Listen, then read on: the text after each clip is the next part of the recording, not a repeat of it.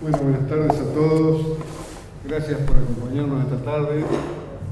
En nombre de la Cátedra Libre Encuentro Reformista, le damos la bienvenida a este espacio que es una nueva modalidad que pretendemos inaugurar, que es complementar las charlas más bien magistrales con esta forma un poco más desestructurada, y pretendemos que a través de la conducción que van a hacer Guillermo y Pinky, podamos ir desgranando los temas que se interpretan de interés, así como las preguntas que después surjan. Muy brevemente voy a decir que esta vez esta es la primera de esta modalidad y hemos elegido el tema de la educación como el gran desafío de la Argentina, entendiendo que realmente en la complejidad de problemas que vivimos en la actualidad vale la pena remitirse al pasado para entender un poco nuestro presente y situarnos un poco en la segunda mitad del siglo XIX, después que lo que es el actual territorio que conocemos como Argentina se debatió en luchas intestinas resueltas a través de enfrentamientos bélicos, y conviviendo con ello hubo un conjunto de personas que tuvieron otra visión y que entendieron que la vía del conflicto no era la adecuada para la construcción de un país, que además se produce la primera gran inmigración de la Argentina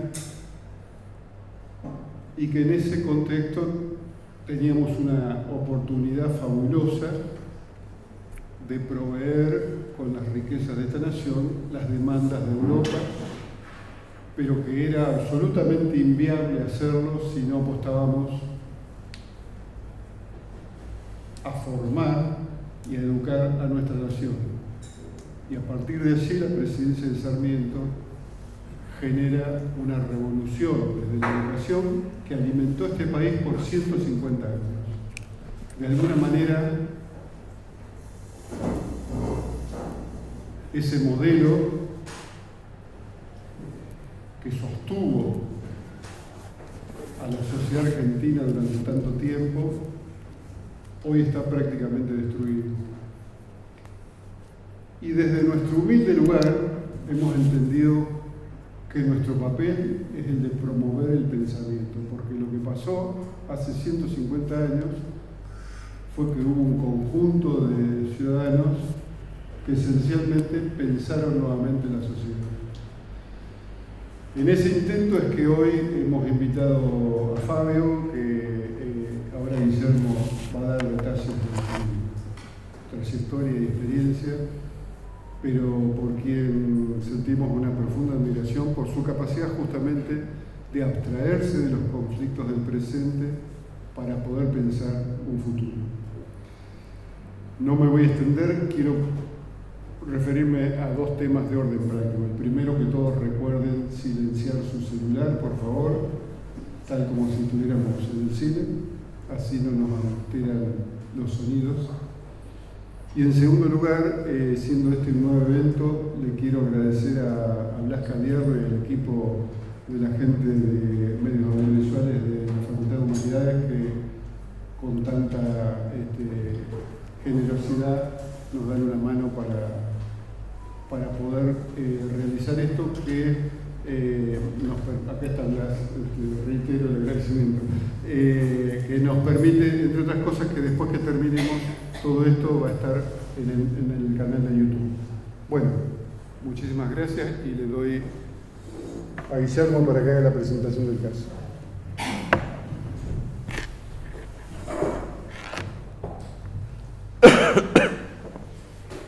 Bueno, buenas tardes a todos.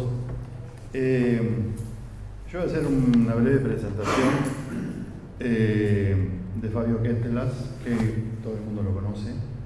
pero me voy a referir específicamente y muy brevemente, por supuesto, a su currículum, que es bastante extenso. El diputado es egresado como abogado en la Universidad de Buenos Aires, es magíster en gestión de ciudades de la Universidad de Barcelona y en desarrollo local de la Universidad de Bolonia. Es investigador del Centro de Implementación de Políticas Públicas para la Equidad y el Crecimiento y colaborador de la Red de Ciudades Justas, Democráticas y Sostenibles de América Latina. En la actualidad, es director de la Maestría en Ciudades de la Universidad de Buenos Aires y también de la Maestría en Desarrollo Territorial de la Universidad Tecnológica Nacional. Es militante de la UCR, desde el 2017 diputado nacional por Cambiemos y reelecto en 2021 por Juntos por el Cambio. Ha colaborado y colabora con diferentes medios periodísticos, gráficos, digitales y radiales. Ha escrito ¿Qué es el desarrollo local? Territorio, políticas y economía, publicado por Capital Intelectual en 2008, y de construir el populismo, claves para recuperar el futuro argentino, editado por Sudamericana en 2022. Si me equivoqué en algo, me corrige. Le doy la palabra. Muchas gracias a todos por venir, por hacerse un tiempo de sus actividades habituales. El proceso, siempre digo lo mismo, ¿no? Pero el proceso de construcción democrática requiere de una conversación en la que uno deja los temas personales, domésticos, etcétera, y lo pone su tiempo al servicio de una conversación colectiva de temas que se supone que interesan al conjunto, y no hay ninguna posibilidad de construir una representación de calidad sin una deliberación de calidad. Así que en esto es una tremenda contribución. Falta esto, ¿no? Ahora vamos a ver por qué entiendo que falta mucho de esto, no solo en Argentina, ¿no? Y no me voy a poner nostálgico desde el primer minuto, pero 3 cosas antes de empezar. Primero decirle que si bien a mí me invitan a hablar para los más variados temas, ¿no? De planificación urbana, desarrollo local, de política legislativa, etc., el único tema que me conmueve a mí es la educación. O sea, no es el tema ni al que me estoy mejor preparado, ni mucho menos. Estoy hablando de una dimensión existencial. Si vos me decís, vos, ¿por qué te la jugás? Digamos, a mí mañana me dicen, che, queremos que seas no sé qué cosa. Paso. Ministro de Educación, con un presidente que valga la pena, doy la vida, no duermo. Tiene que ver con mi vida, tiene que ver con un montón de cosas. Yo creo que un solo chico, uno solo, que en un hogar vulnerable estaba condicionado a repetir lo que llamamos el círculo vicioso de la pobreza, lo incorporamos con habilidades, saberes y conocimientos a nuevos circuitos productivos, nuevas emociones, nuevas posibilidades de entender el mundo, hemos hecho algo que vale la pena. Lo quiero decir porque habitualmente no soy invitado a hablar de educación. No soy pedagogo, mi experiencia con la educación es la praxis educativa, un poco de sentido común, y tengo que reconocer que en el último año, con motivo de un proceso de construcción política en el que una candidata en la que me puso en la responsabilidad de ser el vocero de educación suyo, me metí de lleno en el tema. Siempre fue un tema que sentí, pero en ese trabajo me aproximé a lo que yo llamaría, en el medio de toda esta catástrofe recién descrita, la epopeya en la que todavía se debate la educación argentina. Antes de empezar, que tengo más o menos estructurado mi presentación, agradecerle a Rolando, que ha sido el contacto entre este mundo de esta cátedra y mi persona, y al doctor Plastino, que realmente me llena de orgullo que una persona comprometida con la transición democrática en la universidad esté hoy aquí con nosotros. Y voy a retomar lo que Marcelo dijo recién, ¿no? No sé si nosotros somos conscientes, esto estaba fuera de programa, no sé si nosotros somos conscientes de lo que hizo Argentina. Así lo voy a decir. El año pasado, en un viaje vinculado a otros temas, me invitan en Jujuy a una charla sobre áreas metropolitanas. Un día viernes le digo a mi mujer, me invitan a Jujuy, le puedo pedir que me saquen el pasaje de vuelta en vez de inmediatamente, que me lo pasen al domingo a la tarde, y el sábado nos vamos a Purmamarca. Y así fue.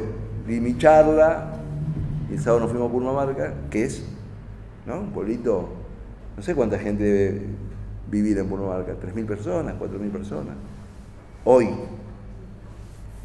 paseando la plaza, la vuelta de todos los turistas, veo un edificio magnificente que es una escuela. Un edificio fuera de registro geográfico, fuera de ese paisaje. Un edificio donde un Estado dijo, acá llegó la educación. En Purmamarca. Veo, por supuesto mi mujer tiene una paciencia infinita, yo buscando en las placas de cuándo había sido la escuela, había sido de un gobierno radical, 1920 y pico, Alvear, Irigoyen, etc. Ya habían pasado 40 años de la 1420, y le digo a mi mujer, esa es la epopeya argentina, ¿no? O sea, Sarmiento lo escribió en El Monitor. Ustedes saben que hubo una revista, nada que ver con lo que iba a decir, pero había una revista cuando se fundó el sistema educativo argentino. Sarmiento creó una revista que se llamaba El Monitor del Maestro Argentino. Los editoriales lo escribía él, porque el tipo quería bajar una línea, o sea, no quería dejar nada librado al azar. Y en un momento determinado, son 32 capítulos, porque a él se lo criticaba porque impulsaba la construcción de escuelas como la que conté recién, magnificente, con mármoles, con salones de actos importantes. Él lo resumió con una frase: escuelas como catedrales. Porque él entendía que la simbología era muy importante, que una persona que venía de la Italia meridional, o que iba a venir de la Italia meridional, o de Andalucía, etcétera, donde no había escuelas, ¿cuál podría ser el incentivo para llevar a su hijo a la escuela? Tenía que quedarle claro que ese era el mejor lugar para su hijo. Tenía que ser visual. Era muy difícil explicarle a una persona escapada de pestes, de guerras, de persecuciones políticas o religiosas, que venían capaz con una expectativa 100% económica o 100% de salvar la seguridad personal, o sea, y de repente una sociedad decide hacer un corte. Nosotros, vuelvo a decir, no somos conscientes. Cuando Sarmiento viene de Estados Unidos, en Estados Unidos Horace Mann, que es el pedagogo que lo influye a él, educación pública y gratuita había en Massachusetts, o sea, no había en Arkansas, en Alabama, en Illinois. Cuando viene en el académico de Argentina es de Ushuaia a La Quiaca,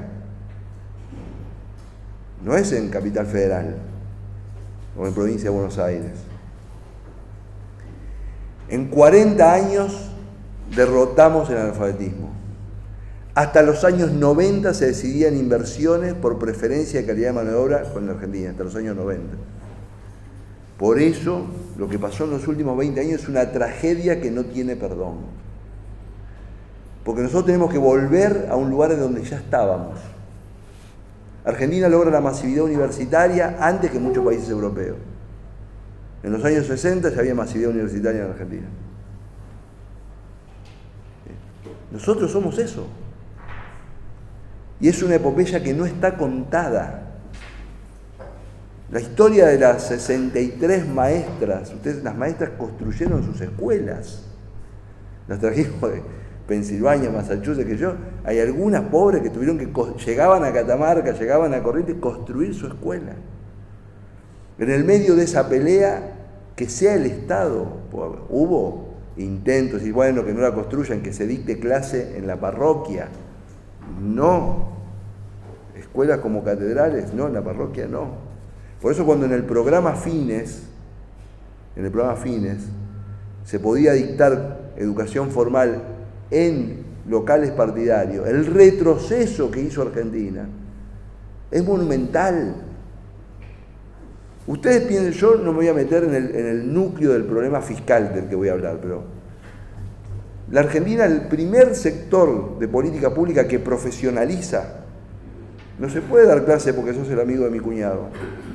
Hay una junta de clasificación, tenés que tener un título, eso tiene un puntaje. Hoy vemos que es muy burocrático, tiene un montón de problemas, lo haríamos con un sistema, no sé, mil cosas. Pero eso significa que hubo un día que decidimos que no ponemos a cualquiera delante de nuestros hijos. Y pactamos un mínimo de garantía. Argentina había hecho eso exitosamente, no de cualquier manera. Voy a contar una anécdota familiar y ahora después sí voy a entrar con lo que es mi presentación. Mi suegra, la mamá de mi mujer que me acompaña, eran 5 hermanos de un padre comerciante relativamente próspero en una pequeña localidad del interior.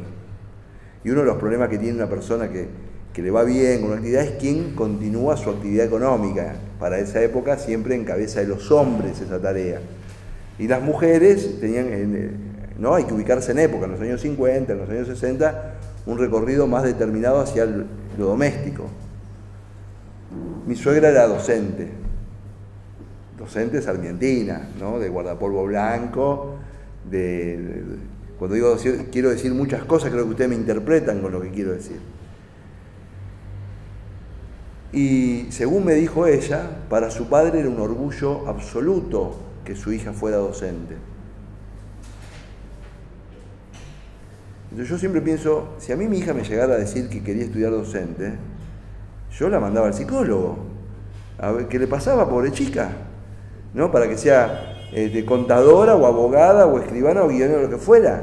Pero ustedes fíjense, porque esto es central en mi tesis de lo que voy a tener, en qué lugar estaba puesto la educación.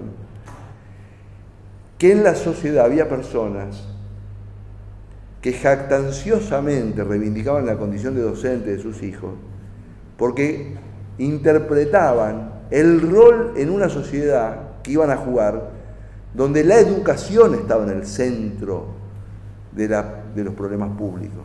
Por eso, o sea, querían que sus hijos estuvieran ahí, porque había una jerarquía simbólica.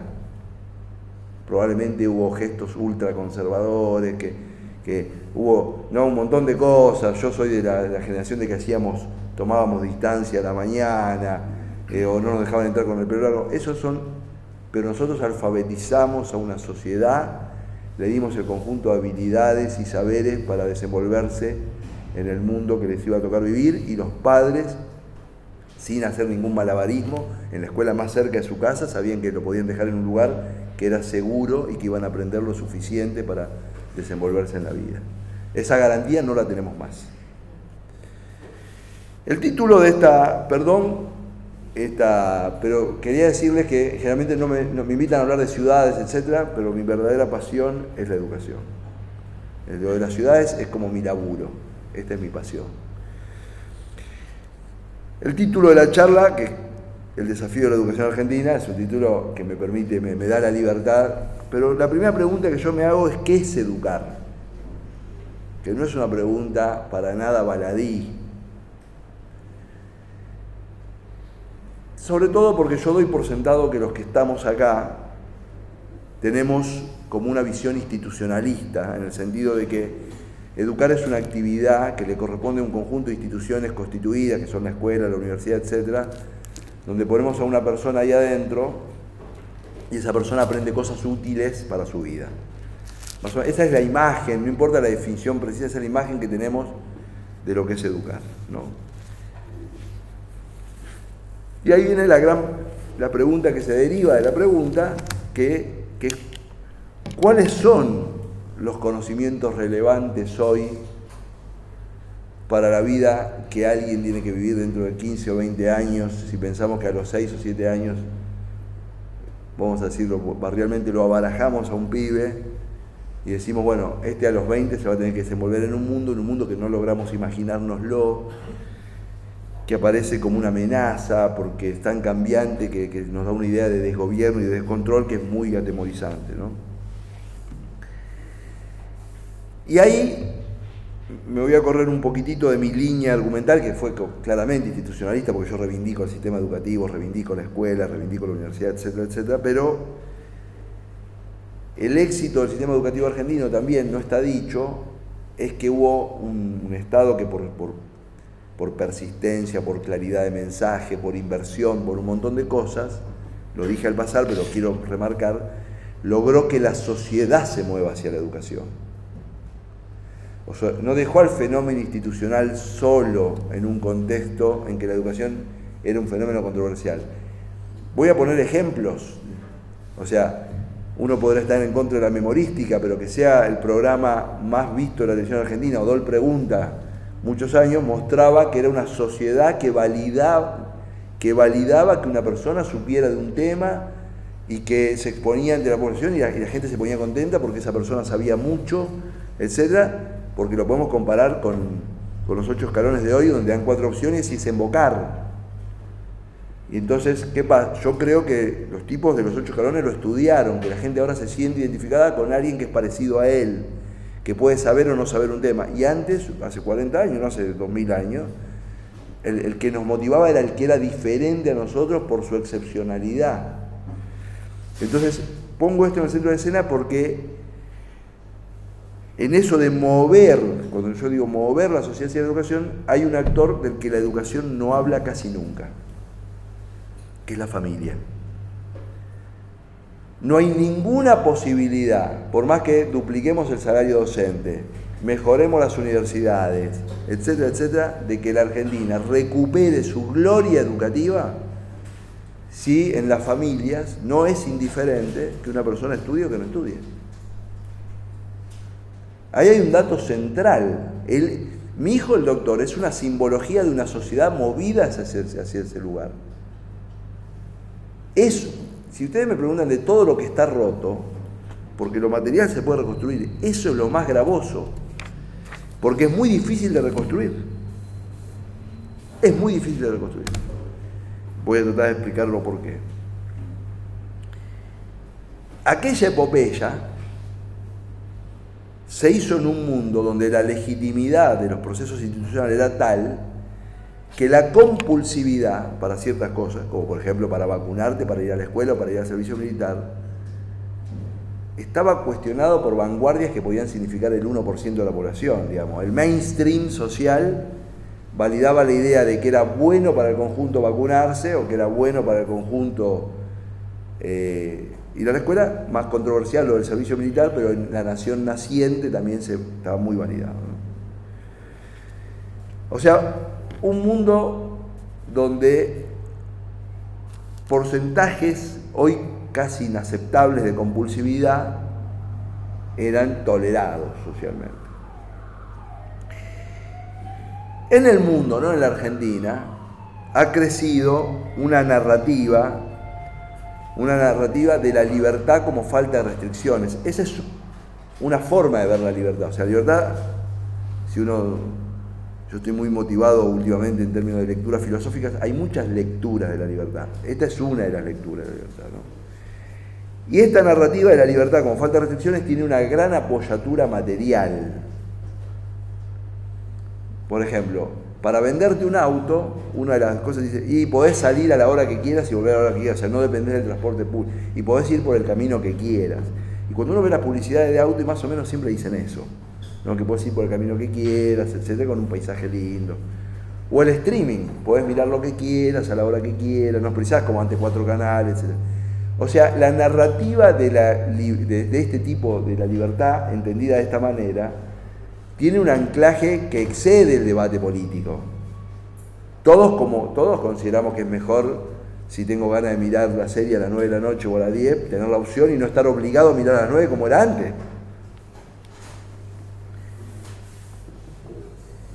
Entonces, es muy difícil obligar a alguien hoy a hacer cualquier cosa. Esto es muy importante porque pone la educación, le añade a la educación el desafío de la atractividad. Si yo no puedo obligar a alguien, tengo que construir un producto atractivo para que alguien me elija. ¿Ok? ¿Se entiende eso? Pero estamos en un problemita. que vivimos una sociedad dopamínica, de estímulos, ¿no? El sexo, el chiste, el gol de Enzo Fernández, lo que fuera, que en un segundo nos pone para arriba, etc. Y empieza y termina, es como un shot, el gol de Enzo Fernández, lo que fuera. Y la educación es antidopamínica. Vos aprendés a sacar la raíz cuadrada y hasta que dominás la raíz cuadrada, durante 5 meses practicás raíz cuadrada. Cero dopamina, ¿no? Olvídate. Lo mismo para comprender un proceso histórico, lo mismo. O sea, hay momentos dopamínicos en la educación, pero son excepcionales. Entonces estamos en un problema grave y hay una conciencia extendida, yo creo que cierta, pero muy lamentable, de que no hay un sujeto legitimado, ni la escuela, ni la familia, ni mi papá, ni el abuelo, ni el jefe de mi trabajo, para invitar a personas a hacer un pacto con el futuro como era la educación antes. ¿Cómo era el pacto con el futuro? Decía, no, a mí me gusta en alguna materia de ingeniería, otra no me gusta, y decía, bueno, aguantate las que no te gustan, porque cuando terminás vas a conseguir un laburo que va a estar mejor y vas a poder hacer el máster específico en lo que más te gusta. Y más o menos el 90% de las veces ocurría. Entonces vos no sentías que estabas engrupiendo a nadie. Sabías que el ticket no era un ticket del 100%, pero no te sentías que estabas defraudando a alguien, haciendo una estafa. Y el otro lo receptaba como que era real, y ese era un pacto entre generaciones, ¿no? Hay una conciencia extendida de que ese pacto no se puede hacer. ¿Quién le puede decir hoy a un chico, estudiá? Voy a poner un ejemplo para ser bien claro con esto.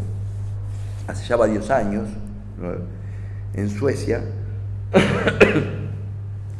unos 20 días antes hábiles de que tengas que pagar tu declaración de ingresos, te llega un mail de la FIP o ARCA sueca y te dice, mire, por los datos públicos de usted, por el uso de la tarjeta de crédito, por el contrato de alquiler que tenemos registrado, por no sé qué cosa que yo, nosotros creemos que usted ganó esto, gastó esto, no sé qué esto, qué sé yo qué esto, y que tendría que pagar esto. Si está ok, marque aceptar y dentro de 20 días imprima y vaya a pagar. Si no está ok, haga la declaración jurada alternativa. ¿Qué porcentaje de suecos pone está ok? Más del 99%. Pues imagínate que ser contador es para grandes conflictos internacionales o para supercorporaciones. Ya, contador de personas no existe más. Entonces, el pacto entre el presente y el futuro, y eso podría venir a la Argentina eventualmente, en algún momento, digamos, en las próximas 2 décadas, 1 década. No sé cuántos miles de contadores habrá, pero... O sea, no podemos hacer ese pacto con el futuro. Además, por suerte vinieron algunos jóvenes que están allá atrás, porque esto que voy a decir, si bien es doloroso para ellos, yo creo que es incomprensible para los adultos. Para ellos es doloroso, pero para los mayores es incomprensible. Solemos decir a la ligera, viste, cada vez que te compras un celular nuevo y aparecen cosas nuevas, y dárselo a tu sobrino que te lo acomoda en 1 minuto, y si no vos tenés que estar 1 semana. Más o menos es así. Pero los chicos, por convivir con tecnologías tan profundamente disruptivas, sobre todo en lo vincular, en lo relacional, inconscientemente, tienen una noción muy clara de prescindibilidad. Ellos saben que el 90% de las cosas que ellos hacen hay una app que la hace mejor. Eso es de una angustia fenomenal, ¿no? Y vos imaginate, Rolando, cualquiera, que nosotros seamos conscientes que lo que nosotros hacemos hay un dispositivo que lo hace mejor que nosotros. Y ellos son muy conscientes. Entonces tenemos por un lado que no podemos hacer el pacto con el futuro, una conciencia de reemplazo muy marcada en las generaciones jóvenes de Occidente, por lo menos las generaciones urbanas, y esta cosa de la sociedad dopamínica. Entonces, por lo tanto, hay que empezar como si fuera de cero. Yo, que tengo un orgullo total por la gesta sarmientina, diría, no hay que reeditar la gesta sarmientina, hay que hacer otra gesta que tiene que ver con el hoy, con los desafíos del hoy, que son total. ¿No? La gesta sarmientina daba por sentado que el padre lo iba a llevar al chico a la escuela, daba por esas cosas. En Alemania, En Alemania el porcentaje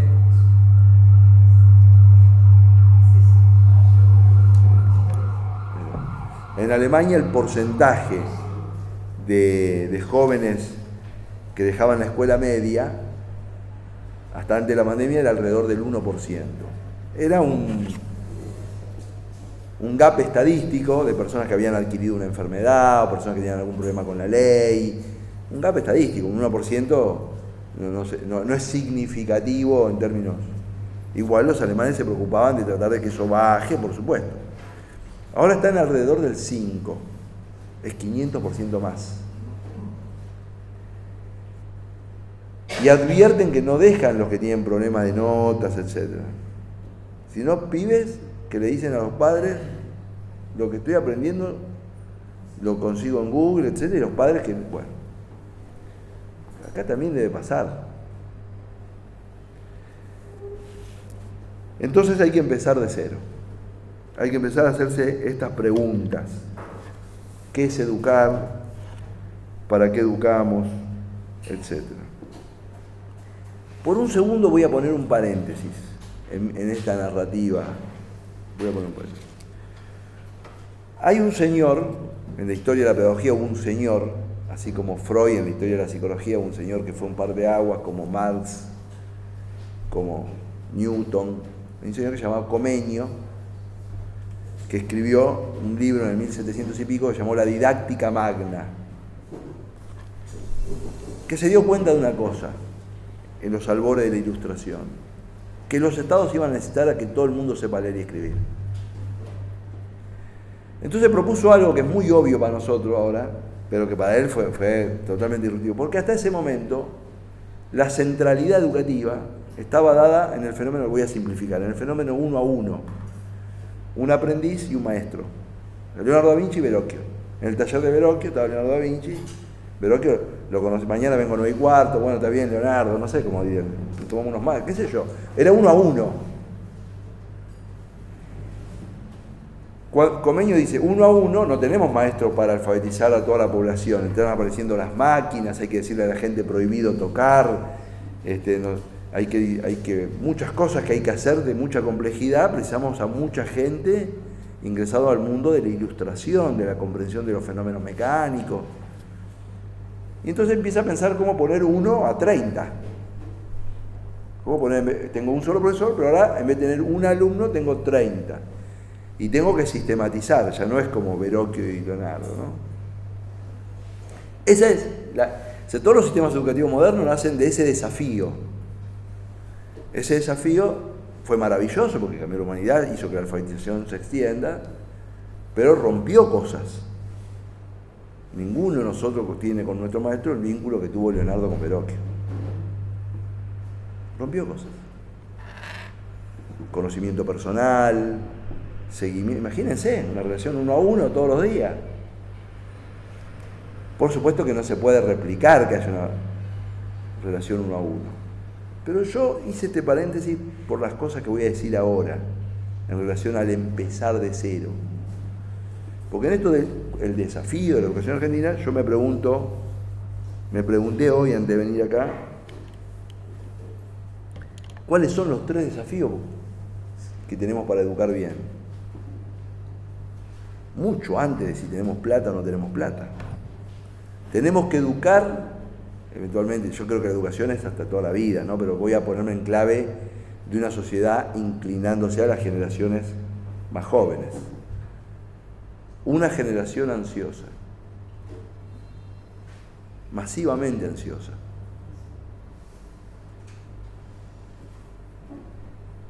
Digo, por esto de 30, de no conocernos. Tenemos que educar a una generación que tiene todos los incentivos dados para la tribalización y no para la integración. Yo camino en una bicicleta fija a la mañana, media hora, eso denota un poco mi edad, ¿no?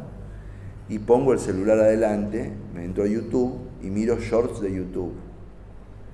Los shorts de YouTube mío es cómo bajar la glucosa, los goles de Bocchini, no sé qué cosas. Y el algoritmo me conoce mucho más que mi vieja. Pero entonces yo el mundo ese es un mundo tribalizante. Vos te vinculás más y sabés más de tus iguales y tenés pocos incentivos al vínculo con lo diferente, integración en ese sentido. Entonces, después hay tribus y tribus, hay que educar para la integración en una sociedad tribalizada, en una sociedad ansiosa, tribalizada. Y en principio, como se rompió el factor de legitimidad de yo sé más que vos, que podía tener un profesor en 1940, 1950, 1960, ¿por qué tengo que hacer esto? Porque yo sé más que vos y tenés que aprender eso está roto. O sea que hay que trabajar sobre la vincularidad, y ahí aprovecho un pequeño homenaje de que esta cátedra es un homenaje a la Reforma. Sabiamente el documento, el manifiesto liminar, dice: la educación es un acto de amor, dice, es textual. O sea, la educación no es un hecho burocrático. O sea, lo que pasa en un aula a las 9, entre las 9 y las 10 de la mañana, si una persona es como va a marcar tarjeta, es como suponer que el amor fuera un hecho burocrático. O sea, el amor no es un hecho burocrático. Si yo puedo ir a mi casa todos los días, en mi casa, y hacer amor, digamos. ¿No? Son dimensiones de la condición humana que no son burocráticas. Yo quiero aclarar que soy un tipo muy respetuoso de lo burocrático. Pero cuando digo hay que empezar de cero, me refiero a que si a este sistema, como está ahora, que no tiene en cuenta que es una generación ansiosa, tribalizada, con problemas vinculares, le pongo el doble de presupuesto, no mueve la aguja. Capaz precisa el doble de presupuesto, no estoy diciendo que no precise, digo que la educación argentina necesita una reflexión más consistente. Porque si no nos explica que provincias que gastan 60 o 70% más por alumno que otras tengan los mismos resultados. Es evidente que hay un problema, ahí tenemos una comparación, ¿no? Yo soy amigo de un señor, voy a contar yo soy amigo de un señor que fue ministro de universidades de España, se llama Joan Subirats, es un intelectual español.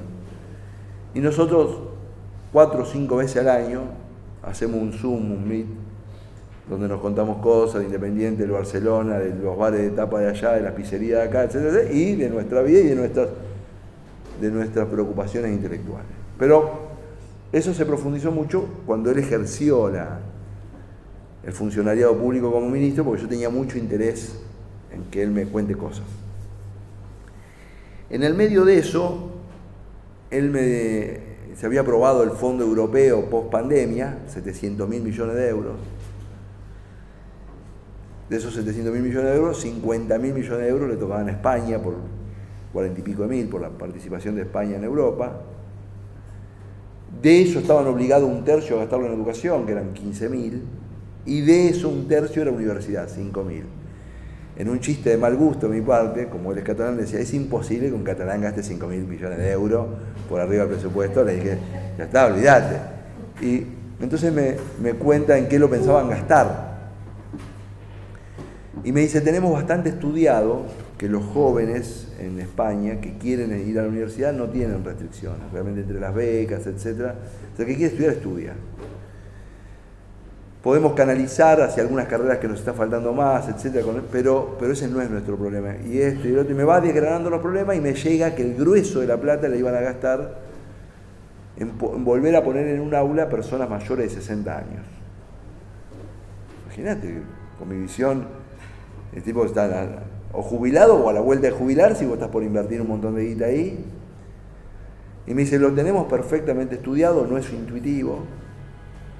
El aula puede ser híbrida o física, eso es lo de menos, pero la persona que estudia se cuida más la salud, o sea, nos produce menos gasto sanitario, genera menos controversialidad en su barrio, o sea, es un tipo más pacífico, va a votar, es mejor ciudadano, cuida más el ambiente, sencillamente es mejor, digamos. Voy a resumir, digamos. Es mejor hermano, mejor padre.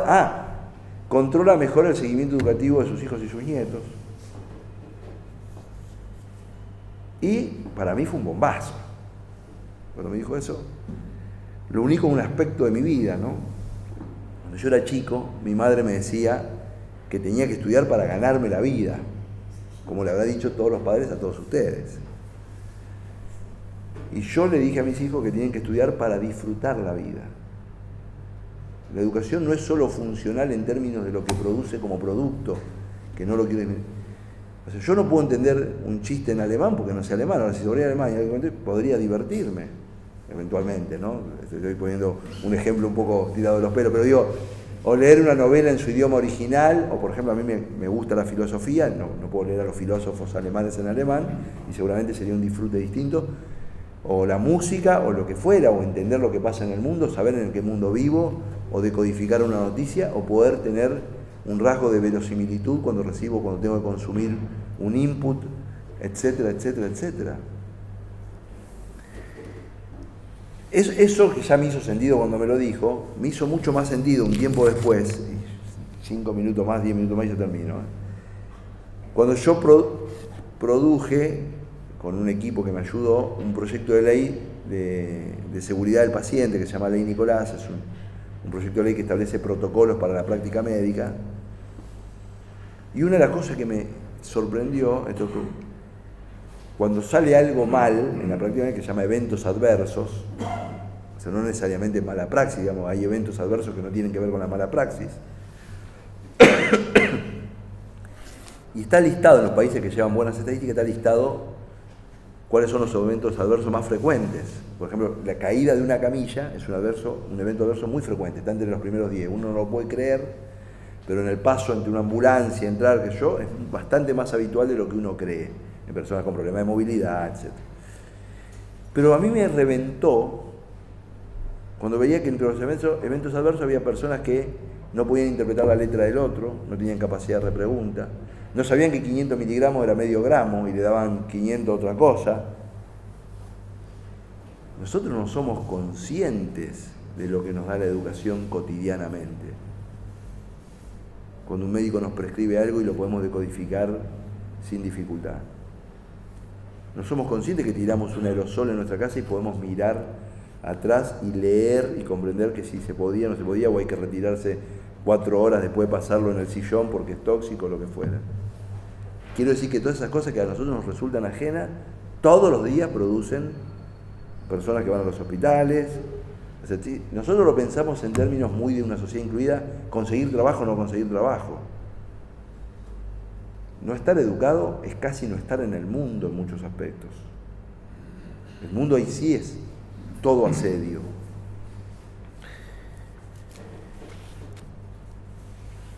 Hay 2 ejes controversiales en la discusión educativa hoy en el mundo, ¿no?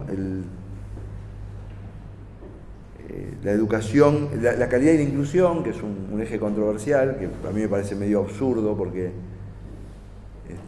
la calidad vista como adecuación del proceso educativo a las capacidades del educando, como se decía, no es exigencia. O sea, la educación es adecuada o no es adecuada. Si vos elevás la exigencia y no es adecuada, es mala calidad. O sea, la calidad y la inclusión no son contradictorios. Y educar para la cooperación y para la competencia, ¿no?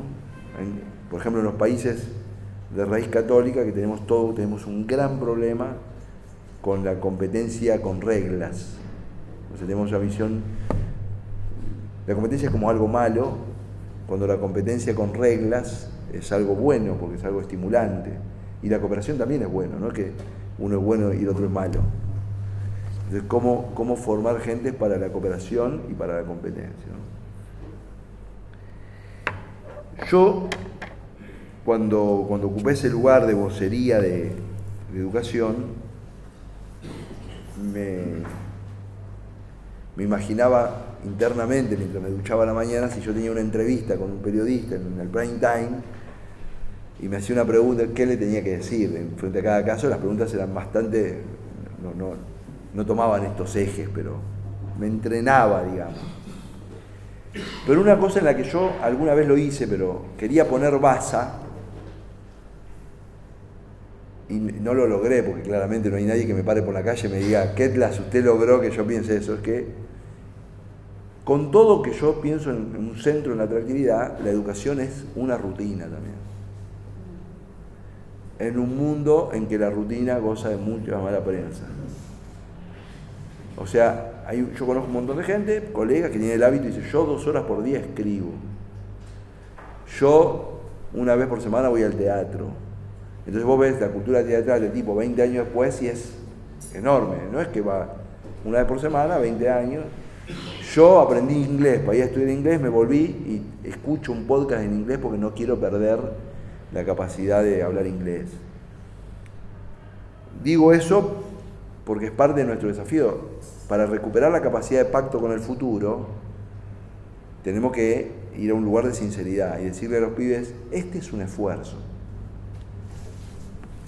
Educarse sin esfuerzo no existe. Es un esfuerzo que vale la pena. Pero es un esfuerzo. ¿Y qué buscamos? ¿Qué deberíamos buscar, no? Ahí yo tengo un debate con mis amigos, si la educación formatea la cabeza. Yo tengo varios amigos de formación marxista que dicen, bueno, es un costo imposible de separar, pero la educación formatea a la gente, ¿no? Lo dicen como negativamente. Y yo digo, es imposible la libertad sin la educación, digamos. Para criticar a Marx tenés que aprender a leer y escribir, qué sé yo. O sea, no tiene más libertad, comillas, el no formateado. Para poder transgredir el formato, tiene que ser formateado. Y volvemos al gran tema, ¿no? Con esta pregunta que hice a propósito, al gran tema que es el tema de la libertad. El antagonista de la libertad real es el miedo. Ese es el antagonista real.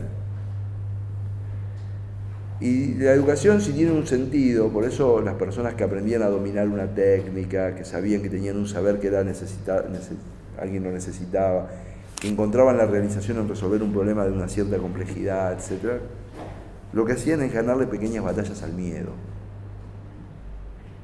¿no? Nosotros hemos transformado esta epopeya en un hecho burocrático.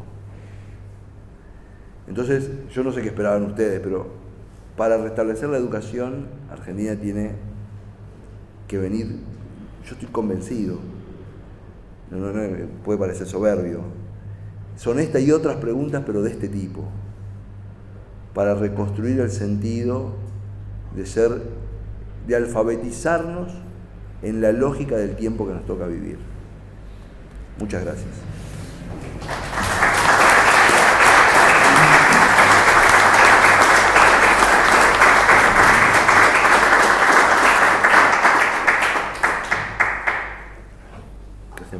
Perfecto.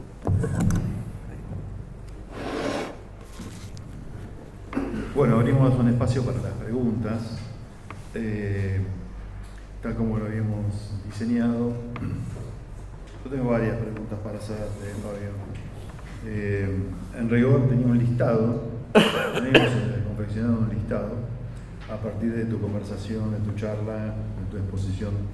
Se me han ocurrido otras.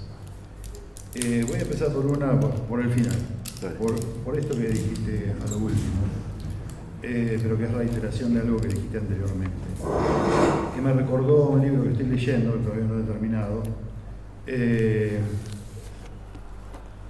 Rara vez me acuerdo de los libros que leo antes de dormir. Leo cosas que no tienen que ver con mi disciplina, que es la historia. En este caso estoy leyendo un libro de Harari, que es Nexus. Y me recordó, y me quedé pensando en este libro, me recordó a esto último que acabas de decir, respecto de la narrativa sobre la educación. Pienso que estamos hablando de cosas similares. Si pensás que hay que recuperar una narrativa, llamémosle epopéyica, de la educación, y si en este caso tenemos institucionalmente la herramienta como para poder lograr, llámese el Ministerio de Educación de la Nación, que por ejemplo, no sé, lo veo casi como inexistente, pero si podría resultar ser una institución que se ocupara de esto.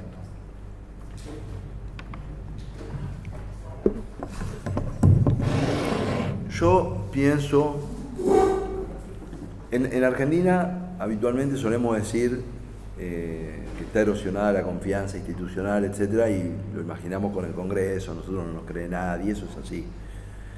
Pero la verdad es que la gente en las reuniones de consorcio no cree en el vecino tampoco. O sea, no es que es un problema que está encapsulado en las instituciones políticas. La desconfianza es en el sistema financiero, en los medios, ya está. O sea, nosotros fuimos vanguardistas, digamos, fuimos los primeros de que fuimos, pero la desconfianza atraviesa. Y dicho esto, como no creo que la construcción de una nueva institución hecha por nosotros, porque no vamos a importar ni dinamarqueses ni noruegos para esto, digamos, ¿no?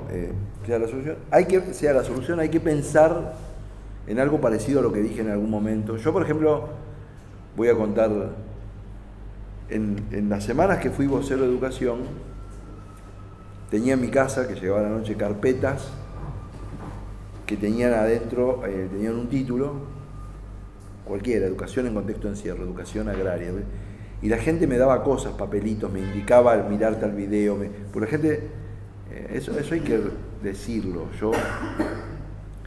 durante esas semanas, yo recibí cartas de docentes yo recibí cientos de colaboraciones. Hay un montón de gente en este país que su corazón late con la educación. Gente que me decía, no puedes dejar de leer este libro, no puedes dejar de ver esta película. Yo me lo anotaba y llegaba a mi casa y le preguntaba, ¿de qué se trata la película? Y lo ponía en una carpeta y digo, algún día voy a ordenar todo esto, ¿no? Y mi pensamiento era, todos los que estamos a favor de que las personas adquieran niveles crecientes de autonomía, yo tengo una centralidad con lo público, porque lo público llega a todo el territorio, lo público es accesible a las personas sin condiciones, etc. Pero a mí no me preocupaba si fuera cura, rabino, maestro pastelero, etcétera, etcétera. Si los pibes podían aprender proporciones haciendo recetas de galletitas, que aprendan las proporciones haciendo recetas de galletitas. O sea, me corría del lugar de yo tengo la fórmula de la Coca-Cola en un país donde a los pibes no se les toma más presentismo. Entonces, yo decía, bueno, hay que pensar una solución. A los pibes no se les toma más presentismo.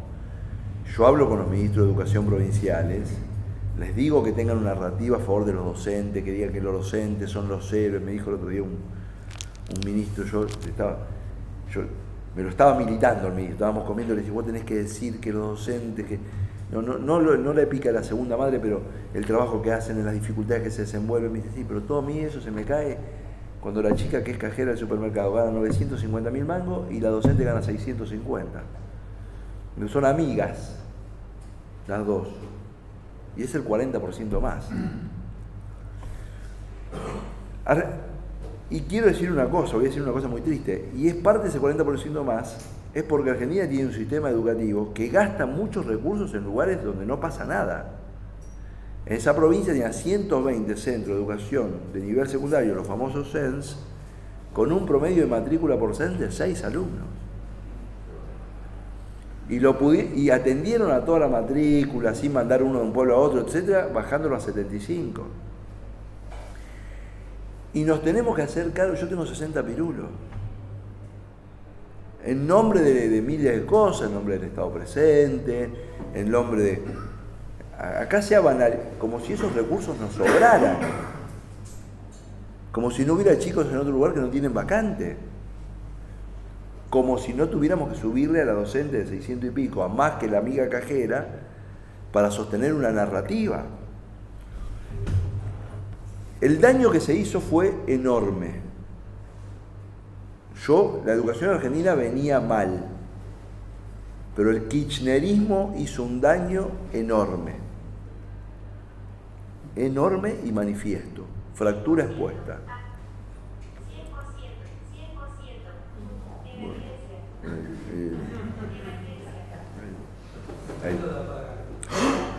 Entonces yo creo que más allá de roles institucionales significativos, por ejemplo, en esa semana yo creo que todas las universidades argentinas tienen que tener escuela media. El 80% de las universidades argentinas no tienen escuela media.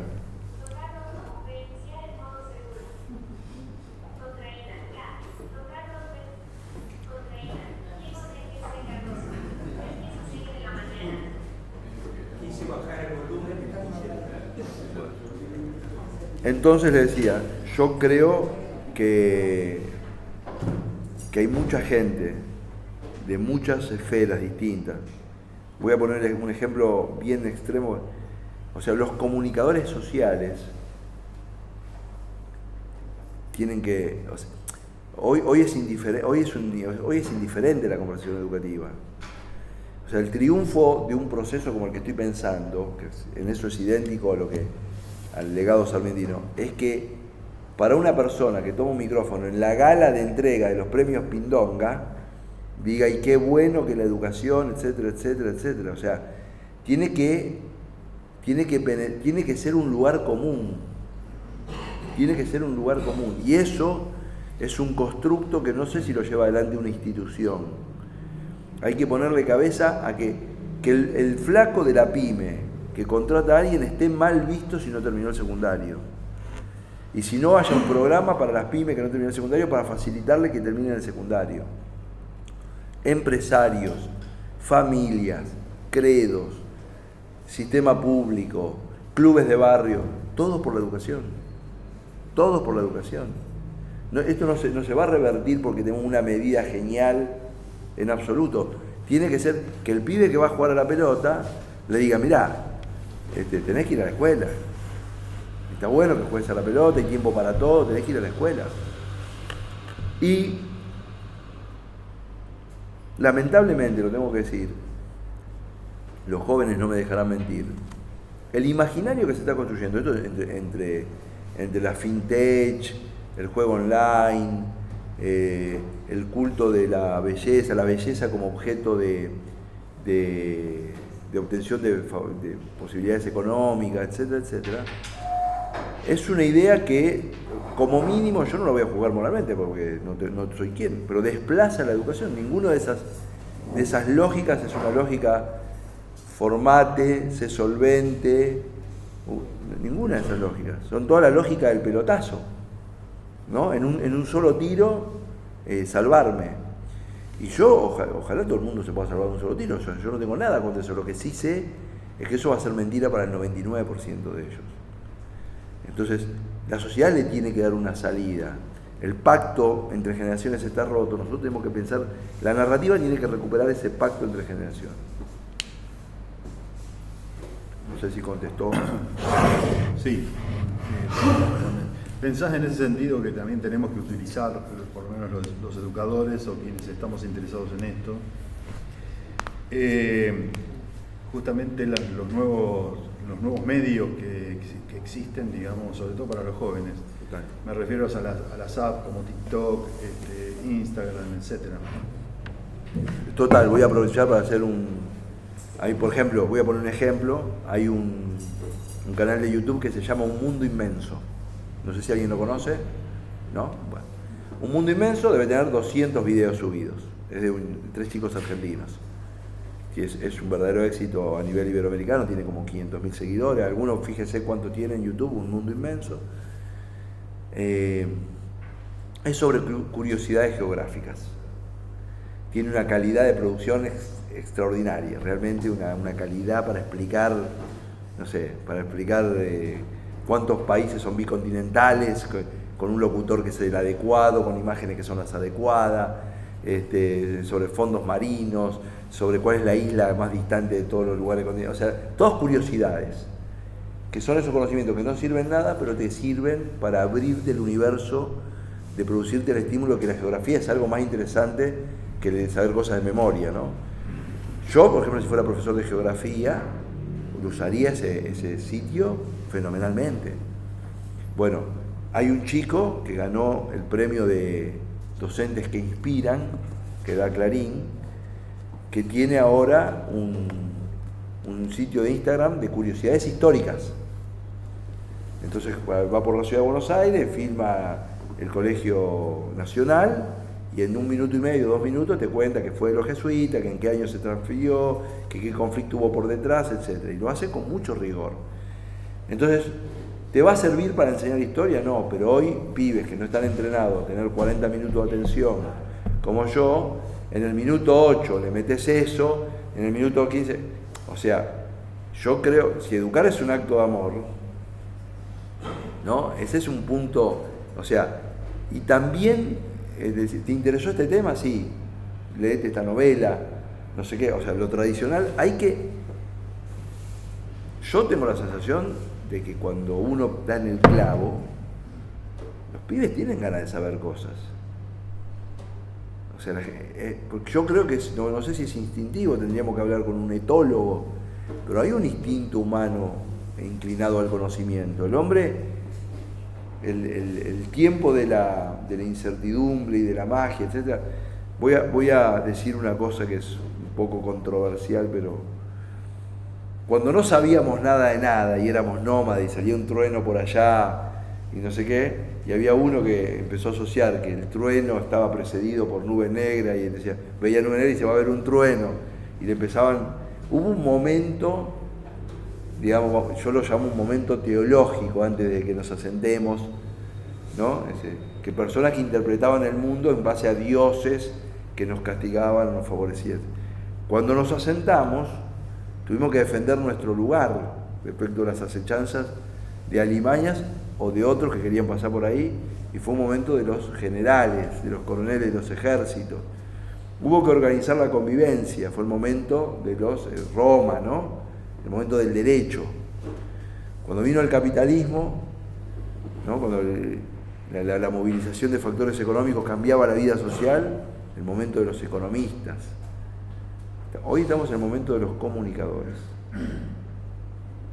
La disputa es por la cabeza del que presta atención.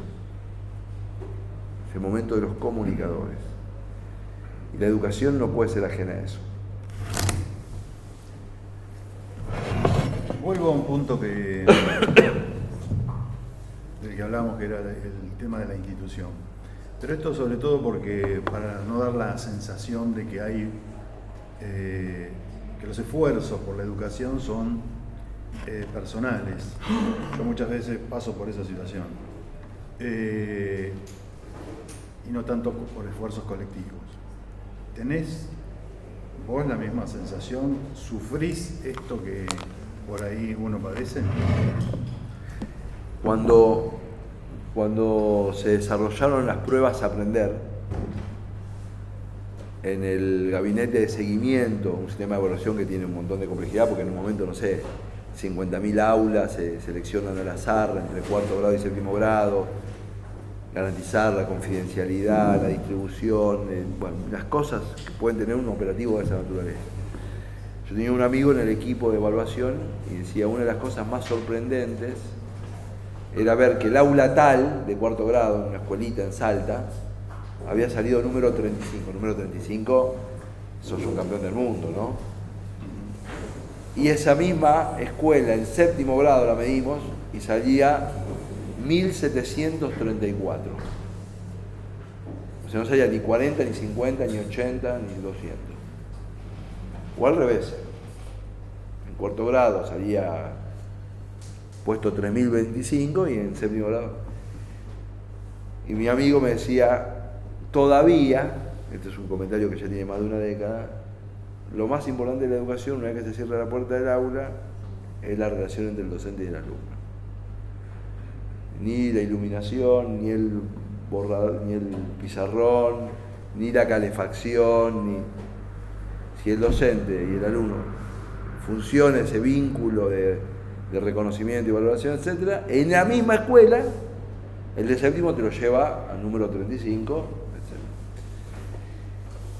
etc. Para mí fue muy impresionante. Ahora, acá viene un punto. Si yo soy un influencer de la educación, le doy con el martillo todo el día a eso, genero un premio, trato de que todos los ricos de la Argentina pongan para un fondo para el premio. Ahora, si yo soy ministro de Educación, no. Porque si yo soy ministro de Educación, tengo que crear un sistema.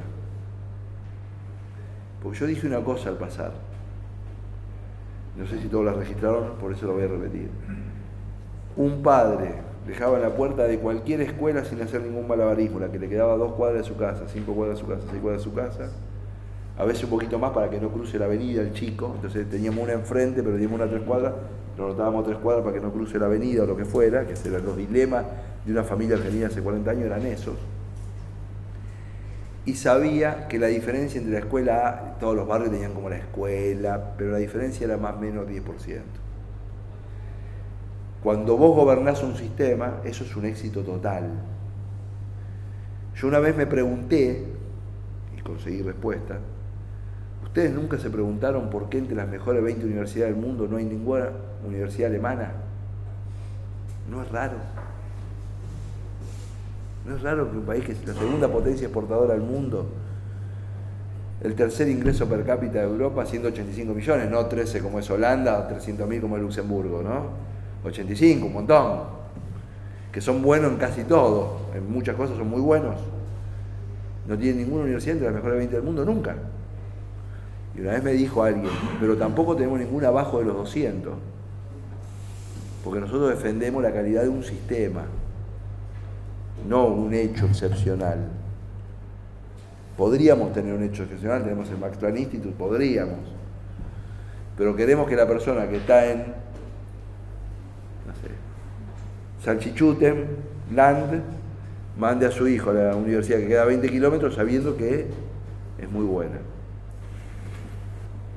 Entonces ahí hay como dos desafíos, ¿no?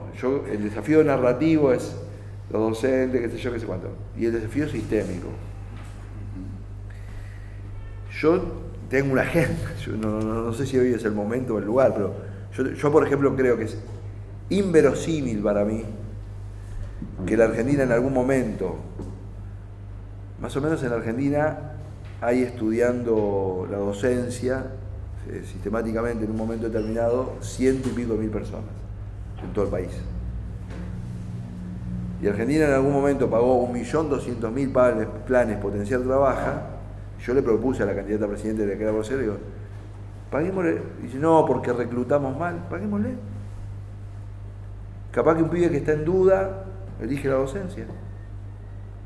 No, porque deserta mucho.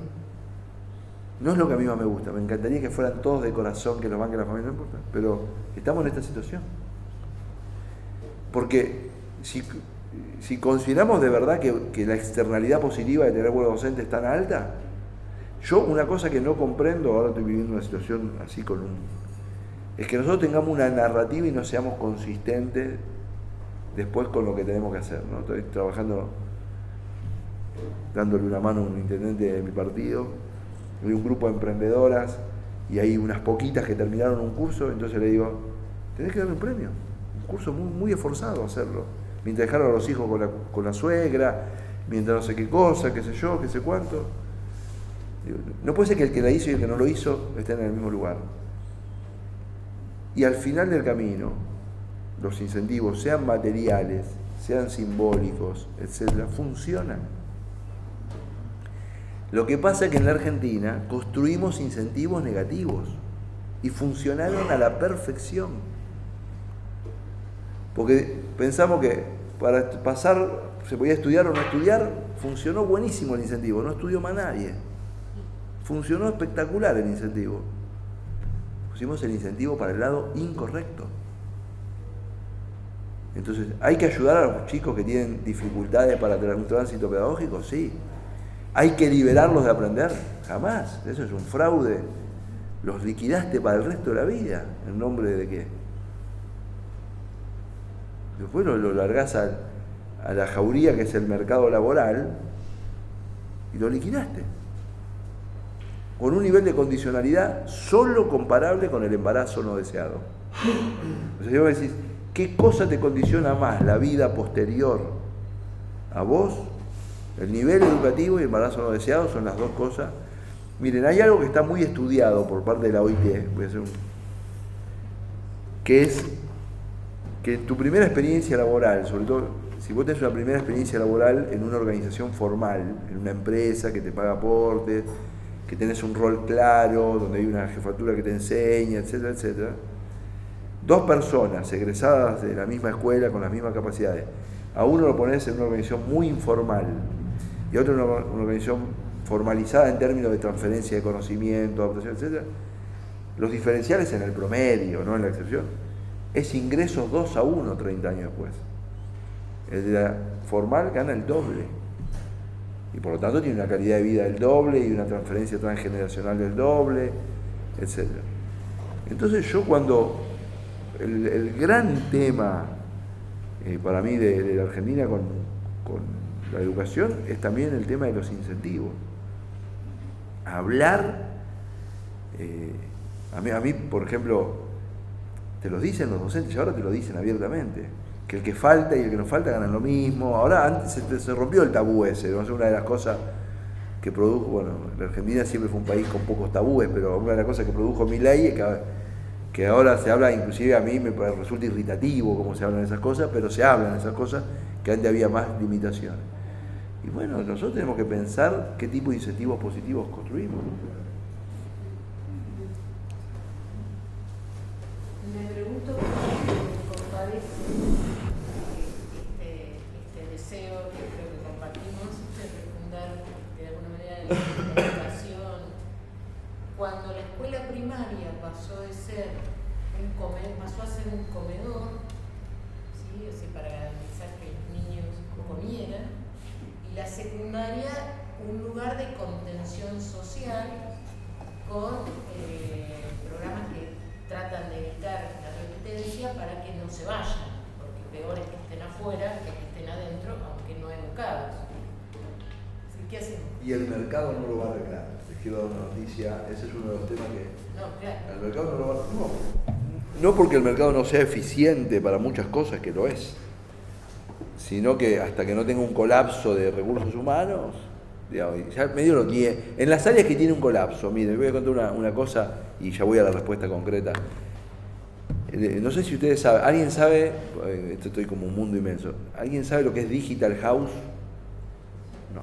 Bueno, Digital House es una empresa que brinda servicios de formación en habilidades de economía del conocimiento, ¿no? Entre programadores, tester, distintas habilidades de economía del conocimiento. Curso de 2 meses, 3 meses, 4 meses, eso es cara. Ellos tienen convenio, Digital House tiene convenio con Mercado Libre, con la representación de Facebook de Argentina, con Globant, etc. Los pibes, 99% y pico, terminan para laburar. Claro, o sea, ya Mercado Libre no le importa cómo funciona el sistema educativo, porque su necesidad, que no es la de formar ciudadanos para un país, la necesidad la tiene con Digital House. Y a mí no me parece que esté mal lo que hace Mercado Libre. Ahora, vamos. Nosotros, con el tema de la escuela, comedor, etc., nosotros tenemos un problemita. La escuela puede dejar de ser comedor, pero hay que resolver este problemita. Supongamos que la educación es un Shenga. ¿Vieron el Shenga? Las maderitas. La maderita abajo de todo se llama alfabetización. Usted saca la maderita abajo de todo y el Shenga, el Shenga queda todo estartalado. Porque si el pibe no lee bien, ¿cómo le vas a enseñar un contenido más complejo de historia? Que se lo tenés que contar 50 veces. ¿Ok? Como no lee, no puede aprender historia, no puede aprender geografía. La matemática también le resulta más compleja, etc. O sea que hay un Shenga acá. Nosotros somos, me atrevo a decirlo, vale para la mayoría que está acá, de mi edad más o menos, de la generación en que nuestros padres se jactaban que íbamos medio semi-alfabetizados al primer grado, o alfabetizados porque nos lo habían enseñado en casa o por lo que fuera. Que un chico de 6 años, normalmente, salvo que tenga algún problema, pueda aprender a leer y escribir, está demostrado por nosotros mismos. Y en la Argentina hubo todo un debate sobre el sistema fonológico, no sé qué, etcétera, etcétera. En la idea de que los chicos, la autonomía, a nosotros ninguna autonomía, ¿no? Era mamá y otra que autonomía, ¿no? Y eso dialoga con la Argentina palermitana. A mí no me cabe ninguna duda que en Caballito, en Colegiales o en Palermo, que los padres reciben 2 diarios, que el padre profesional miran la tele, van de vacaciones, la autonomía, ¿para qué lo vamos a traumatizar el pibe si él va a aprender igual? Pero en José León Suárez, Berazategui, Florencio Varela pensamos que lean, y la autonomía no funciona porque el pibe vuelve a la casa y no vuelve a un entorno estimulante. Entonces, bueno, yo creo que uno de los grandes problemas de la Argentina, de la educación argentina, es un problema que tienen todas las políticas públicas argentinas, que es que nosotros tenemos en la cabeza la Argentina de 1960, de 1970, de 1980. Y pensamos que podemos hacer políticas sociales, política de infraestructura, políticas educativas, políticas sanitarias, con esa Argentina en la cabeza. ¿Me expliqué? Esa Argentina, para bien o para mal, no está más. Entonces ese diseño, eso me hace acordar, voy a decir una nota dolorosa pero humorística, de que cuando estoy discutiendo con alguien me dice, no, porque el voto radical, esa es una construcción teórica muy interesante, digamos, pero en una fuerza política que tiene un rango de 30 puntos entre elecciones, la gente lo elige si lleva buenos candidatos y no lo elige si lleva malos candidatos. No hay un voto asociado naturalmente a eso, salvo una pequeña porción de nuestra familia partidaria. Pero el que lo dice honestamente porque en su cabeza, que está trasladada a 1985 o a 1965, etc., eso existía de verdad, no es que me está engrupiendo a mí. Entonces nosotros, y esto que te digo, vale para las políticas alimentarias, vale para un montón de cosas, de que la Argentina tiene que recuperar una conciencia sobre sí misma para poder transformarse. Entonces, en esa conciencia sobre sí misma, yo creo, volviendo a tu pregunta, epopeya, todos los problemas del primario los resumo, termina primer grado alfabetizado. El ministro dice, antes de traerme cualquier problema, qué sé yo, primer grado alfabetizado. Volvamos a poner el eslabón del Shenga, después discutimos todo. Y en el secundario, voy a decirte una cosa, que es la capacidad de pararse y expresar en público con coherencia una idea. Si nosotros no logramos que un pibe de 14 años se pare y demore 4 o 5 minutos en expresar una idea sobre algo, ¿no? Sobre cómo se cosechan los tomates en la Mesopotamia, estamos fritos. Porque esa es una habilidad que va a necesitar para todo. Yo, En la universidad tampoco. ¿Qué? En la universidad tampoco a veces se logra eso. No, yo te diría que estoy por exagerar. Hay profesores que no expresan. No, pero no, yo creo que pasa. La Argentina, hay un 20, un 25% de la Argentina. La Argentina educada existe. ¿No? Uno entra a un video de Lelutier, cuyos chistes apelan al sarcasmo, etcétera, etcétera, o sea que hay que entenderlo, y tienen 200.000 likes. O sea que hay alguien que los mira. Hay una Argentina educada. Lo que pasa es que a nosotros nos duele porque nosotros quisiéramos que toda la Argentina fuera la Argentina educada. Y eso es lo que nos tenemos que proponer. Yo acá he hablado con términos complejos en la seguridad que ustedes me entendían. Pero somos 30. Pablo, Fabio. una pregunta. Voy acá, allá y al doctor.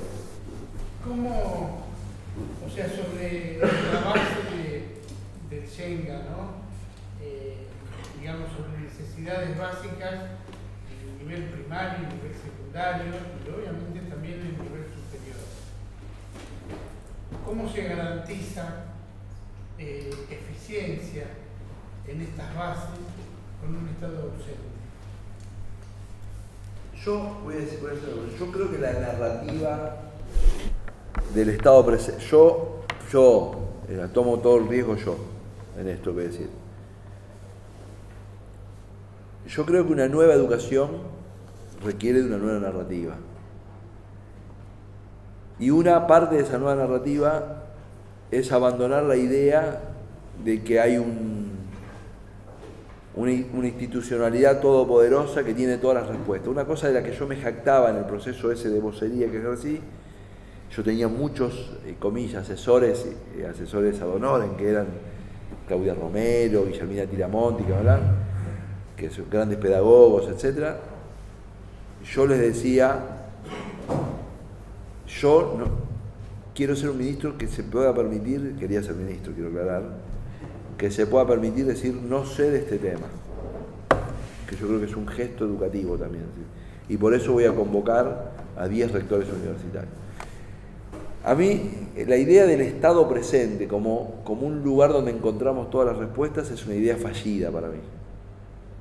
Para mí. Ahora, eso no significa que el Estado no tenga que cumplir roles, ¿no? Y que tenga que ser, digamos, no se me malinterprete. Pero a mí me parece que hay que recuperar un lugar de aprendizaje burocrático que es...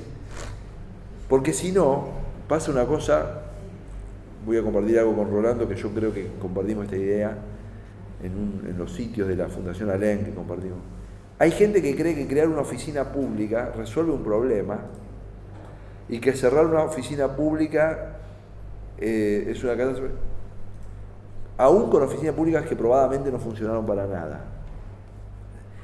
Si de verdad crear una oficina pública resolvería un problema, Adolfo Rodríguez Sá, que creó el Ministerio de la Felicidad, esto es real, o el señor Correa en Ecuador, que creó el Ministerio, hay que tener una desfachatez, ¿no? Tener que ser un desfachatado total, que un ministerio va a proveer felicidad.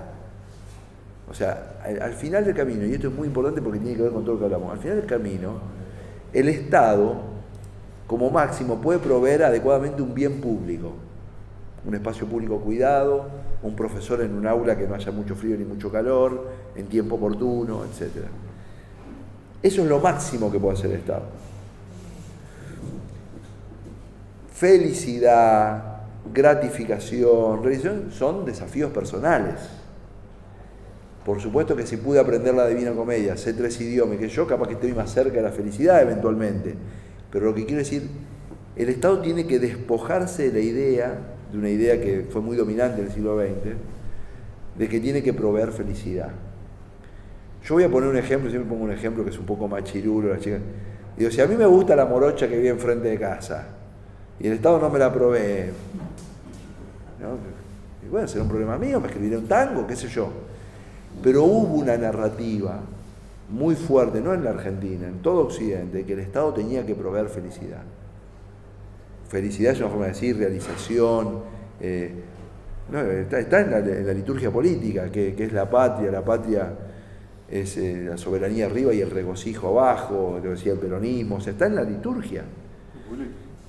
Pero yo digo, un buen Estado tiene que proveer bienes públicos, que la autopista esté bien asfaltada y bien señalizada, que el agua potable llegue al barrio que tiene que llegar. Después, si con ese agua potable te divertís en el carnaval o sos un amargado, es un problema tuyo. Bienes públicos. No le pidamos al Estado más que eso, que ya es mucho. El niño que está ahí atrás. ¿Qué tal? Bueno, primero te quiero agradecer y aclarar que estoy un poco nervioso porque hoy me invitaron a estar acá y no sabía. Me dijeron, bueno, ahí en Caracachó va a venir un diputado, bueno, y me dicen que sos vos y no lo podía creer, porque bueno, te sigo en las redes, perdón. Y bueno, y tengo muchas preguntas. Tenía muchas preguntas, pero tenía muchas preguntas. Fueron respuestas, contraposiciones que les quiero agradecer. Y las quiero nombrar, una visión transversal de que todos tenemos que tomar con seriedad y de comunicar, tomar con sinceridad en que tenemos que tomar en serio la educación, que los comunicadores tienen que comunicar eso y que en mi pregunta digo, ¿cómo mejoramos? ¿Cuál es la solución? Siempre encuentro en mi cabeza soluciones técnicas o herramientas tecnológicas, quizás, a una solución al problema que tenemos de educación en Argentina, y digo, bueno, yo vengo del Chubut y tengo un montón de, o sea, probablemente sea de mi pueblo, el primer ingeniero recibido en algún momento. ¿De dónde sos? Es Maitén, Chubut. O en mucho tiempo, quizás. Y bueno, esto te quiero agradecer. Conozco Maitén porque una vez fui a Ñorquinco y tuve que pasar por Maitén. Por eso así conozco Maitén. Bueno, bueno, gracias por eso, porque yo busco constantemente un punto de llegada, un objetivo, quizás un faro, y yo creo que es una solución real, o sea, de que toda la sociedad se tome con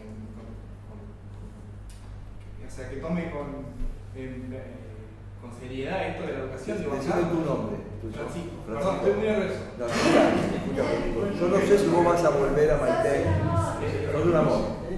Sos como te veo y puedo tener la edad de mi hijo, así que me produce una... Bueno, yo estudio ingeniería, claro, y hacia dónde va mi pregunta. O sea, yo siempre busco alguna herramienta tecnológica y te quería preguntar sobre tu visión, ¿cuáles son las herramientas tecnológicas? Yo tengo una idea de cuál es hacia dónde va, pero no sé qué tanto eso es una burbuja, o sea, la inteligencia artificial. Quiero terminar, perdón. ¿Cuánto tiene que cambiar el aula? ¿Cómo tenemos que formar a los docentes? ¿Cómo vos hablabas de que, bueno, que esta visión que tiene que ser general en el pueblo argentino, de tomar con seriedad a la educación y bajarlo todo el tiempo, como bajar como la responsabilidad del sistema educativo?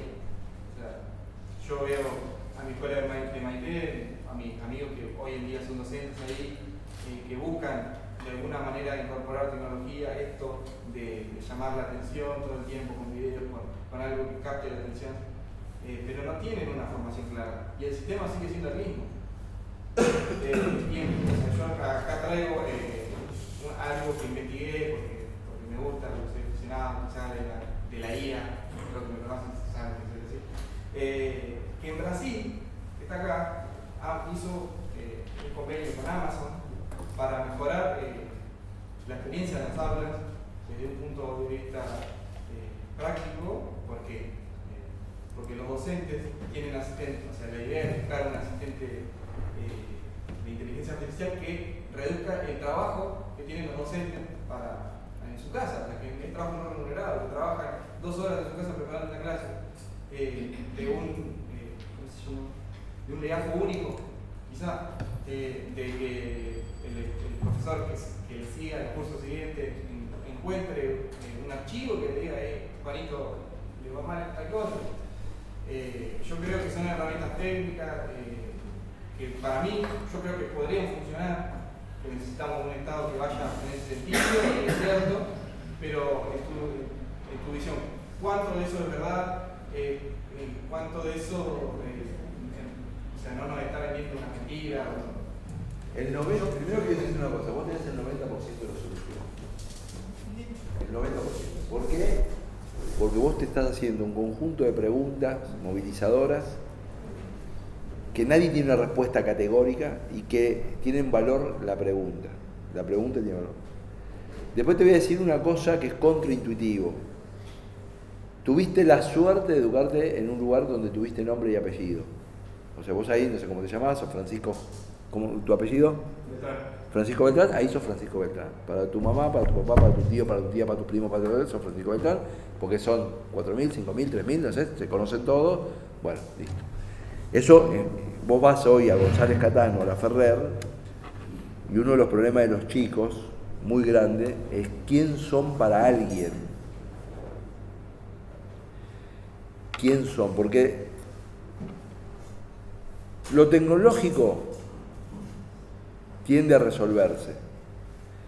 El problema siempre es el sentido. Y yo creo que, yo no voy a hacer una apología de lo pequeño, como lo pequeño es bello, hay un famoso libro de Schumacher, que es una apología de la vida aldeana, que se llama Lo pequeño es bello.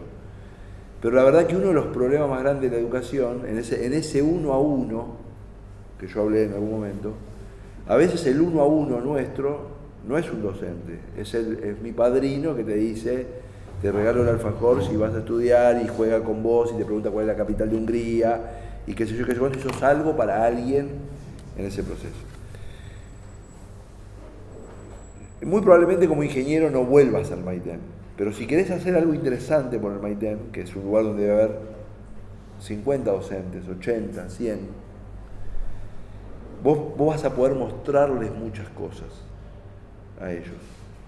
Porque el hecho, vos acá, mi mujer es de una pequeña localidad de provincia, vos acá estás inmerso en una cultura distinta, donde hay oferta de obras de teatro, lectura que te dan los profes, chistes, militancia universitaria, un montón de cosas que en el Maitén no pasan, que te producen distintas sinapsis en tu cabeza, te despiertan distintas curiosidades, buenas y malas. Ese shock, es un shock que vas a vivir porque vas a volver al Maitén para Navidad, Año Nuevo, y el pibe con el que jugabas a la pelota te dice, ¿qué te crees que ahora que estás en La Plata, qué sé yo, qué sé cuánto? Pero es verdad que más años estés acá, vos te vas a arropar de una cultura ilustrada que está vinculada a la Universidad Nacional de La Plata y que hubiera sido distinto si ibas a Buenos Aires. Y creo que hay muchas cosas muy valiosas de eso. Entonces yo no te puedo decir tenés que hacer esto, esto, esto o esto.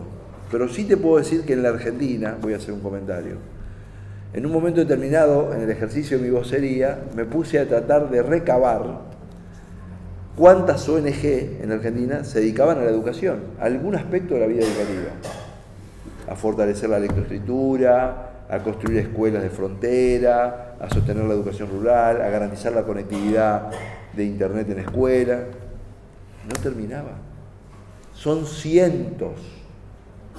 Algunas hacen una boludez, otras hacen una cosa súper importante, otras premian a docente, otras por los chicos con necesidades especiales, otros no sé qué cosa, otros no sé qué cosa, no sé qué cosa. A tal punto que yo, el 10 de diciembre de este año, termino mi mandato como diputado nacional y voy a elegir una para hacer cosas.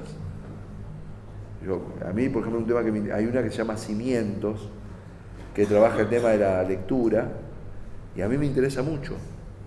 Me interesa mucho que pongamos de moda leer. Que vos entres a un subte como era antes en Buenos Aires y veías el vagón del subte y había 3 o 4 leyendo. Era un signo de distinción. Los pibes leen también porque leen por el celular, etc. Lo que pasa es que la cultura dopamínica hace que lean poquito. Hay muchas cosas. Yo te voy a dejar mi correo electrónico y mi WhatsApp para ver si te puedo ayudar con léete esto, mirate esto, hacete esto, ponerte en contacto. No te puedo dar una receta de qué hacer en el Maitén. A favor decirte que conozco al ministro de Educación de Chubut. Así que si podemos hacer algo, te voy a ayudar. Ángel. De todo quiero decir que me ha encantado la disertación, es extremadamente interesante. Pero que quería preguntarte, lo dije recién, yo le iba a preguntar sobre la importancia de leer y bueno, ya tenemos la respuesta. Leer, yo voy a contar una cosa que a mí me duele mucho. Mi mujer sabe cuánto me duele, vos recién tuviste como un rasgo emocional y a mí este tema Mi madre es una señora, tiene 89 años, mi madre es una persona muy vital, muy optimista, se autovale, muy trabajadora. Aparte soy lo que soy por el estímulo que mi madre me dio toda la vida, pero que no cultivó el hábito de leer. Y que yo me di cuenta que ella no cultivaba el hábito de leer muy tempranamente, porque yo, como era un lector voraz, cuando yo tenía 19, 20 años, mi mamá tenía 40 y pico, no tenía 89. Entonces yo le decía, mamá, lee. Y mi mamá trabajaba un montón de horas, o sea, tenía motivos muy justificados para no leer, pero no incorporó ese hábito de lectura. Y yo veo ahora qué chiquito te queda el mundo cuando no lees. Mi mamá a los 89 años, teniendo energía, etcétera, etcétera, como no lee, el mundo le queda recontra chiquitito. Y para mí es un espejo horrible. Y nosotros no nos damos cuenta que, por ejemplo, leer a un gran autor es hablar con los sabios de la antigüedad. Cuando vos lees las meditaciones de Marco Aurelio, el tipo, un diario de él, etc., pero bueno, yo me proyecto y digo, mira este ñato. Y lo mismo podría pasar con cualquier cosa que lees, inclusive menos pretenciosa. O en el viaje, viniendo hacia acá, hablábamos con mi mujer de que está de moda ahora y yo no la vi, la serie Adolescencia. Y nos debatimos en la familia si verla, no verla, porque es dura y sobre el impacto de las redes en los chicos. Y yo no me la spoilearon, pero me imagino el contenido trágico de la historia, digamos, de las redes penetrando en una familia y generando una disfuncionalidad que no sé cuál es, porque nadie me la spoileó, pero... Y yo siempre digo, una de las cosas del arte, una de las ventajas del arte, es que vos podés componerte una situación que no te ocurra. Si vos vas al teatro, lo matan a Edipo, y te quedás en la sala de teatro 20 minutos después que ahí, el flaco se sacó el maquillaje, salió caminando y se fue con la novia a comer una pizza. O sea, no precisó morir. Y vos en el momento en que lo matan tenés la angustia como si lo estuvieran matando, si está bien actuado. o se salva el muchachito en una película, estás en una película, se salva el soldado Ryan, y vos, la adrenalina como si se salvara de verdad, y la verdad que nunca corrió riesgo Tom Hanks. Ahora, en esa concepción, para eso sirve el arte. O sea, los griegos no eran ningunos giles, quiero aclarar, o sea, el desarrollo de las artes tiene un contenido pedagógico. Ahora, el 90% de las artes, algunas plásticas, etc., tienen un soporte literario. Hay una historia, un cuento, una narrativa, ¿no? Se filma un guión, se pero tuve la suerte, yo conocí una historia, pero nunca la había podido constatar. Dicen que cuando le encomendaron a Fidias que haga las figuras que engalanaban el Partenón, en esa época se pagaba por unidad de medida de lo que se tallaba, estaba como si fuera un convenio colectivo, estaba establecido. Era un gran contrato, pero se sabía cuánto iba a valer, digamos, ¿no? Porque cada pieza tenía un valor. Entonces, cuando llega el momento de pasarle la factura, los que tenían que pagar recibían una factura por el doble, exactamente el doble. Entonces le dicen a Fidias, che, mira, 1 metro por 16 figuras, no sé qué, da tanto. Y Fidias dice, no, yo esculpí la espalda también, el otro lado. Y los nietos dijeron, pero escuchá una cosa, la espalda no la puede ver nadie. ¿Por qué esculpiste la espalda? Fidias dijo, porque a la espalda la ven los dioses, dijo. Y le pagaron el doble. Es una historia que yo sabía teóricamente. Voy al Museo Británico en Londres y veo la escultura de Fidias. El 99% de la gente pasa caminando. Y para mí, como esa historia tiene un soporte literario, me quedé 10 minutos.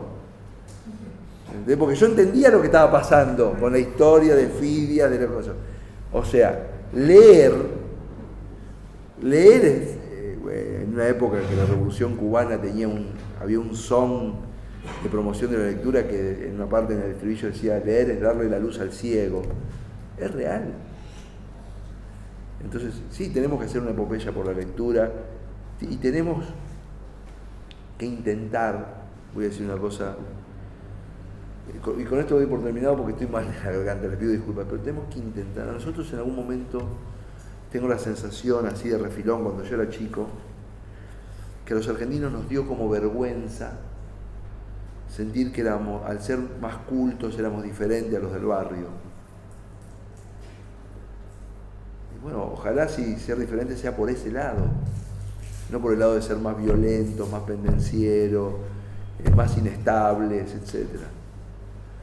Yo no tengo una mirada elitista de la cultura, yo me gusta el fútbol, me gusta ir a comerme una pizza, pero sí creo, como dije, voy a terminar que como empecé, que si a un chico que iba a recorrer el círculo vicioso de la pobreza en una familia vulnerable, la educación le permitía hacer otra cosa de su vida, la educación está justificada.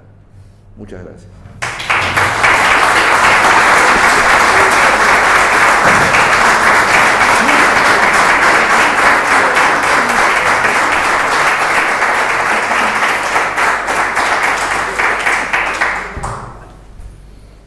Dentro del agradecimiento a Fabio por este hermoso momento que hemos pasado, me quiero permitir aportarle algo a modo de desafío y como experiencia y balance, no solo personal, sino creo que de buena parte de los que estamos hoy aquí. Quienes nos sentimos impulsados a formar esta cátedra somos mayoritariamente miembros de una generación que nos tocó transitar la transición entre la dictadura y la democracia. Y después de años de opresión, nos aferramos a la militancia, a la recuperación de la democracia, a la figura de Raúl Alfonsín como un denominador de una convocatoria entusiasta desinteresadamente. Eso nos convirtió en la mortadela del sándwich. Somos la generación del medio, somos la generación que no le tocó nada. Somos la generación olvidada. Y desde ese lugar hemos estado reclamando ser escuchados. Y una de las cosas que me surge decir, y te lo digo como desafío, en este fracaso de la educación hubo múltiples causas, pero también hubo múltiples responsabilidades.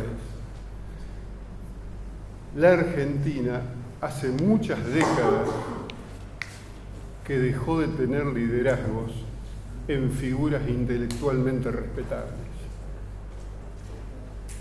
Y no podemos dejar de ver eso para decir que alguien tiene que cometer la locura que cometió Sarmiento. Si no hay un espacio dentro de la dirigencia política que le importe un pepino la especulación sobre cuánto garpa hablar de educación, nunca vamos a salir de este embancamiento. Nuestra generación fue muy bien entrenada para entender los conflictos de todo el mundo. Éramos analíticos, expertos internacionales, o para poder interpretar problemas en aquel entonces del conflicto este-oeste y saber cómo nos posicionábamos, o tantísimas otras cosas. Y nosotros que militábamos en la universidad no pudimos ni reclamar a nuestros dirigentes, ni ejercer por sí el papel de plantarse frente a la sociedad y decirle, es la educación. Es la educación. Entonces yo creo que es tiempo de ocupar ese lugar. Seguramente Sarmiento, que era el loco Sarmiento, no le habrá sido fácil. De hecho, Sarmiento llega a la presidencia casi por casualidad. Por casualidad. Pero también es cierto que el tipo tuvo la persistencia y el coraje de insistir sobre una cuestión que finalmente la llevó adelante. Y me parece que en toda esta trama que comparto plenamente lo que has descrito, falta que la política juegue su rol. Y creo que lo que vos expresaste está muy bien sintetizado para jugarlo. Muchísimas gracias.